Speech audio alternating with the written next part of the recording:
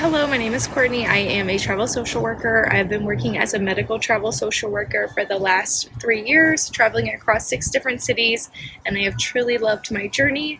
I'm creating this channel to talk about the pros, the cons, share some tips and tricks about travel social work. Whether you've been working in the industry or are looking to get started, I'm here to share as much information with you as I can. So let's get started. Travel social work, what is it? Typically, it refers to short-term contract-based positions, placing licensed social workers in healthcare settings, their school settings, correctional facilities, or agency settings, really all across the United States. There are some international options as well, but that is definitely for another time. The assignments are usually coordinated through staffing agencies, typically lasting between 13 to 26 weeks. Depending on the organizational need and performance by the contractors, they can often be extended or renewed. Personally, for me, travel social work was truly a dream. It was something that I've been passionate about, wanting to embrace different cultures, discover new places, and build new connections with people from all around the country. Why do most people choose travel social work? There's so many reasons to choose travel social work. A lot of people are drawn really for the money as well as personal and professional reasons. Travel social work often comes with an increase in pay, and of course, there's a financial component. Travel contracts usually have higher pay through tax-free housing and meal stipends and travel reimbursement. Some social workers could be navigating burnout or life changes, or like myself, simply just ready for a change in environment and workspace. Travel social work can open so many doors professionally. It teaches us something new, adds a layer of depth to our practice, and shows future employers that we're flexible, we can adapt, lead, and thrive in ever-changing environments. So travel social workers are typically needed during staffing shortages or unexpected vacancies, time of organizational change or restructuring. We're needed during the launch of expansions of new programs within new facilities, definitely during high turnover seasons and during peak service demands. We can also be needed during crisis situations or public health emergencies, such as natural disasters. So how do you know if travel social work is right for you? You got to make sure you're comfortable being the new person again and again. You have to be excited to expand your professional skills in a real-world setting. You have to be pretty genuine about wanting to meet new people and learning new systems. And most important, you have to be really flexible and definitely without compromising your professionalism. How to start, where to start. Make sure your resume is up to date with copies of your social work license, references, contacts, and really a general idea of where you are willing and wanting to go. You'll definitely need a bit of financial cushion for time between your contracts and to start. There's a few upfront costs that come with travel social work, whether you're moving across the country, needing to stay in hotels as you move or drive to your new location. Sometimes you have to pay for flights upfront and often gas. Usually paying for your housing upfront, and these costs can definitely add up. Most of these expenses can be reimbursed, if not all of them. However, you often have to pay up front, and it's important to recognize that and realize how much your costs could be up front. One of the most important parts is choosing a travel agency. Definitely don't slip up on this part. Do your research, join some groups online, read books, read reviews, look over and speak with different travelers.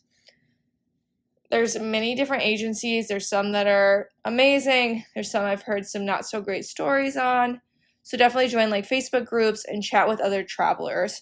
We're often willing and wanting to share our recruiters because there's a financial incentive to sharing your recruiter's info. Personally, I'm linked with 3 different agencies, AMN, AYA or AYA, and lastly GHR. I've been with them for a while. I trust my recruiters. I have found recruiters that communicate with me perfectly. We have great communication. We discuss pay, benefits, being upfront with me and as well as me being upfront with them and honest about where I'm willing and wanting to go, and what pay I'm willing to take, and really just making sure that our communication styles are working together. Next, getting to the good part. Each assignment's going to be a little different. Previously, like I stated, I've worked in 6 different assignments in 6 different cities. A few assignments I stayed only working the 13 weeks, and some I had multiple extensions, including one staying almost the whole year. Each experience that I've had, I've grown from them professionally and definitely personally. I've become way more competent, way more confident in myself and my skills and my ability. I've had the chance to explore so many different places, and I've had the opportunity to explore alongside my husband.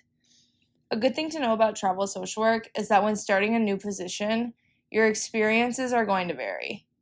Some assignments will throw you in the first day. You will have a day to learn the system. Second day, you'll be on the floor training or possibly meeting with your own patients. There are other assignments where they plan to train you for 2 weeks, and as many of my fellow travelers know, this is too long and not needed. However, it is nice somewhere in the middle. I find that like 3 to 4 days is perfect, allowing me to learn the floors, the online systems, and learn some of the varying resources. This helps me to feel comfortable and competent when starting in a new location. But obviously, everyone's a little different, and we all have our own strategies and different needs. And just like each of us, the assignments are all going to be a little bit different as well. Some of the managers you'll see every day, some you will love. I had a manager that I met on the first day, and I never saw them again because I was working night shift in the ER. So it really varies.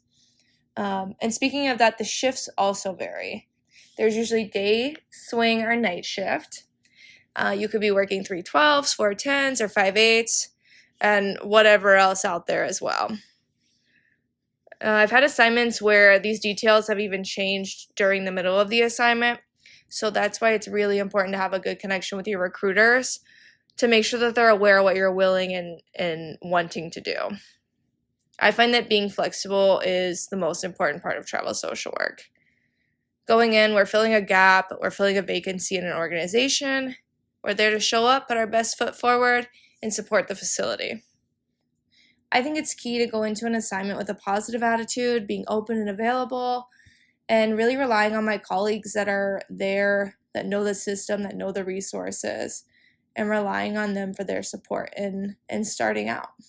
The on-site colleagues are the ones that are able to kind of make or break it for you. They'll be able to provide you with all the needed resources and provide helpful tips to make your assignment successful. All 6 of my assignments I have walked away from with a really positive experience. And I know I'm definitely lucky compared to some of my colleagues who I've heard some, terrible, bad experiences. That's why it's so important to read the reviews, join the Facebook group, speak with your other travelers. Definitely reach out when needed. We're all here to pick each other up and go through the journey together. So let's get into the tips and tricks. First, like I've said all along, stay positive, stay relaxed, be flexible, be confident. Definitely meet other travelers, share your experiences with each other, find a good recruiter, ask a lot of questions, and be ready because travel social work can be a bumpy ride.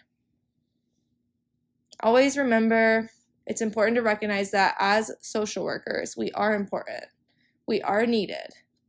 I am so grateful for all of my experiences as a travel social worker, and I hope to share many more with you. If you have any questions, suggestions, or if there's some way that I could be more supportive to you, please reach out. I'm just starting this channel to help out my fellow travelers, help colleagues with an interest in starting their career in travel social work, or anyone who just wants to learn more. So thanks for joining, and I hope to share more with you soon.